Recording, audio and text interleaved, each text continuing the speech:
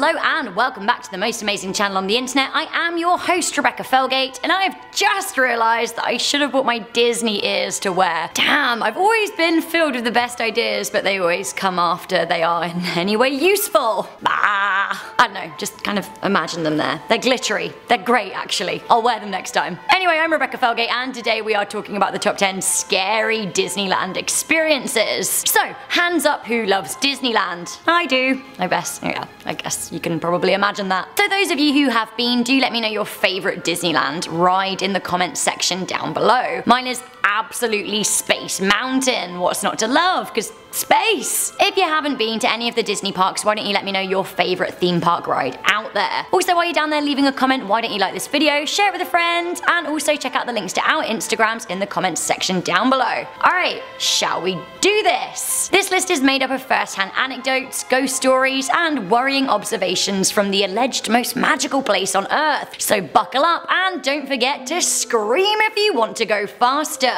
And maybe you will. Coming in at stopped, a man 4 rows ahead of me raised his hand and informed the cast member that his prosthetic leg had somehow fallen off during the ride. Honestly, oh my god, how did that happen? They had to stop the ride and go and find it. Oh my god, that sounds like quite the close call. Honestly, being hit in the face with a prosthetic would be pretty stressful at the best of times, but on a roller coaster, I mean, anything that hits you at that speed, you could die. Coming in at number 9, we have Ashes to Ashes. This is a popular urban legend that a number of people have spread their loved ones' ashes at Disneyland. Now, rumour has it that the most popular spot to offload ashes is the Haunted Mansion. Maybe it's someone's final wish to take part in the Dance of the Dead or something. Although, to be honest with you, I'm really not sure I'd want to be a real ghost in the mansion. I've literally never ever thought about it until this second, but I suddenly realised that I absolutely need my ashes to be spread outdoors. I just can't be inside forever. I'm an outdoor gal. I actually think I'd be more of a sprinkle me round the exterior of the castle kind of turn to ash person. Wow, this has just got really dark really quickly, which I guess is an occupational hazard of working on this channel these days. Spooky. So anyway, one first-hand eyewitness wrote into People magazine to say, while riding Pirates of the Caribbean a few years ago, a lady pulled out a bag and dumped the contents into the water. She was crying and sort of laughing at the same time. It soon became clear that she had dumped her husband's ashes in the water as his final resting place. She was caught on camera and did get in trouble, but it couldn't be undone.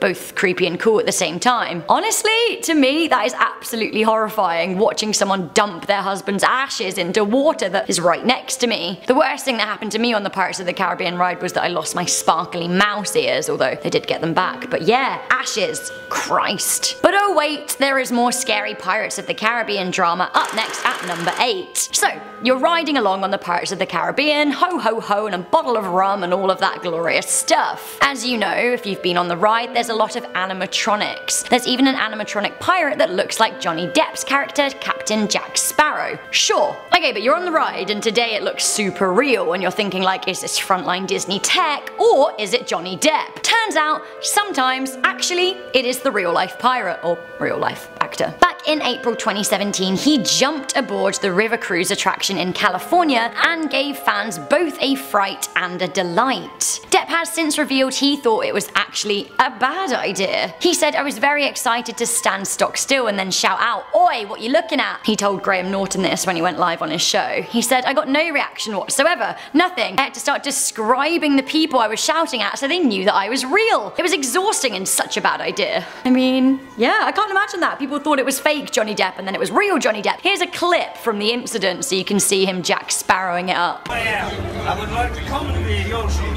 Everyone jump out into the water. No, I'll be safe. Don't do that. I'll just jump in your boat.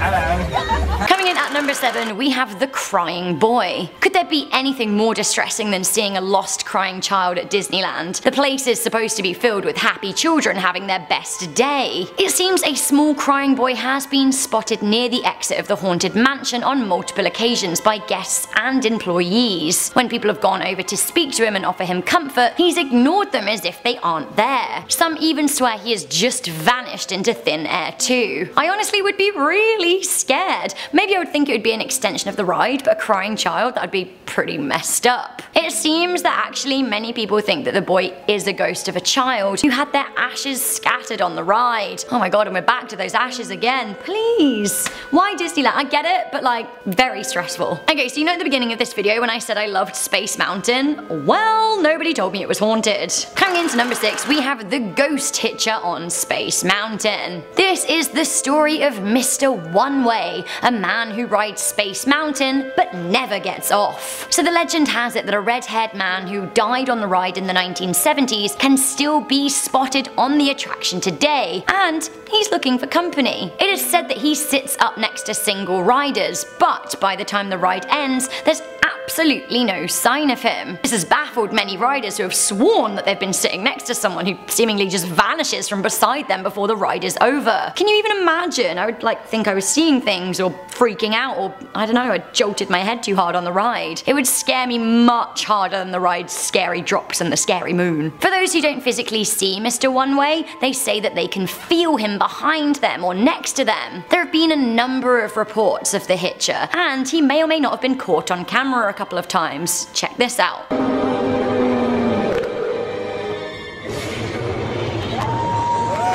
Coming into number 5, we have It's a Small World, and I don't think it's okay. I think most scary Disneyland experiences start and end with the It's a Small World ride. The ride is terrifying because, you know, tiny dolls are terrifying, and so are the sounds of children singing, and that really does have both of them. It's a Small World is an OG Disney ride, and there have been many ghost stories and urban legends about its existence. One being that the dolls move of their own accord. Now, one more credible source is author Ridley Pearson, who absolutely swears that he saw the dolls move. He was on a VIP after hours tour, and he's convinced that they have a life of their own. Whether or not that's true, I don't know, but I do know that a man was once awarded $8,000 after being stuck on the ride for over 30 minutes and forced to endure the songs over and over and over again. That actually would send me insane. But I have to say, $8,000 for just 30 minutes. Maybe he saw more than he was supposed to. Are the dolls alive? Let me know what you think. Coming in at number 4, we have The Lamp. Imagine what it's like to work at Disneyland. Guests are always treated to a very front-facing experience. But then, imagine working at Disneyland and knowing and seeing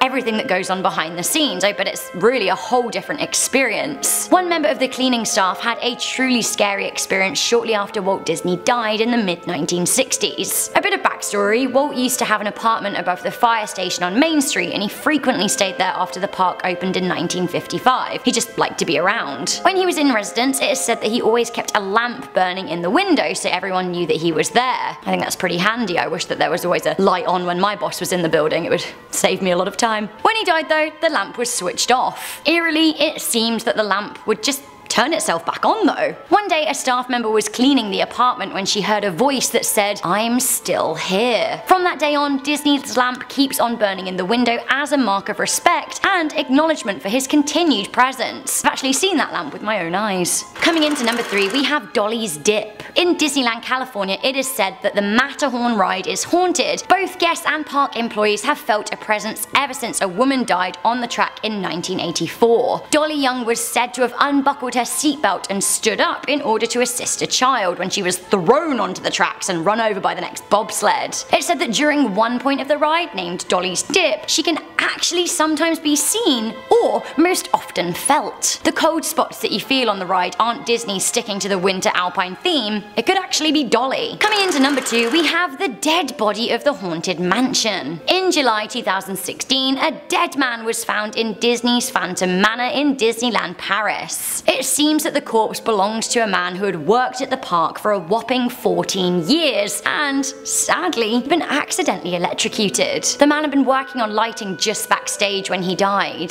The ride was stopped immediately and closed down while the body was removed and an investigation into the death began. Honestly, how awful, a haunted house being the scene of an actual death. Finally, coming into number 1, we have the Big Thunder Mountain dramas. Oh dear, there have been 2 horrifying experiences on Big Thunder Mountain, most recently in 2011 when a train derailed in the Paris park. A carriage basically derailed and caused trains to collide with one another, and also in the same year, a piece of the rock work fell onto the track in front of a train, causing a serious injury. But But I have to say the scariest Thunder Mountain experience came in September 2003 in Disneyland, California. This was when a train sped through the faux desert landscape and uphill into a tunnel when the cars became separated and the locomotive derailed, which is absolutely horrifying. Can you imagine being derailed in the dark? Eyewitnesses said riders climbed from the cars and started running away. Some were screaming for help, and one guest heard a man yelling, "Someone is hurt bad. It's really serious. Get someone up here." And it was serious. The man, 22-year-old Marcelo Torres, was actually killed in the accident and 10 others were injured. I can't even imagine something like that happening, not knowing if it's part of the ride or if something's actually gone really, really wrong. Imagine being someone who sat next to the dead guy as well. That would ruin Disneyland and just like about everything forever. Whew. So guys, that was the top 10 scary Disneyland experiences. Have you ever had a scary time in Disneyland? Honestly, I have to say that, like, despite this list, I have always had the best days of my life in Disneyland. Do let me know your favourite ride in the comment section down below, and if you haven't been, any ride at any theme park. Before I go, I'm going to read some comments from the top 10 scary myths that might be true. Patricia Galindo said, "Hey Rebecca, I love your outfit. Could you make top 10 scary female killers?" Ooh, killer. Maybe I can. Silver Asune said, "I love the legend of Atlantis, but a theory I came up with is that the city of Atlantis was ruled by Poseidon, but one day the people defied him and he sunk the city into the deepest parts of the ocean where it would never be seen again." Spooky, huh? Very spooky. I think you should write some fanfic. I actually wrote a story about Poseidon and I feel pretty strongly about him. You can Google it if you want, but yeah, maybe Poseidon sunk Atlantis. I like that. Where's the Greek myth? We need more of it. So thank you guys for watching this video. Don't forget to leave a thumbs up if you like our stories. I know you do, so show me. Why not share this video with a friend and click on that big beautiful notification bell to stay up to date with what we're talking. Also, we've got a whole playlist on the go, so keep on watching. I'm your host Rebecca Felgate, and I'll see you guys soon. Bye!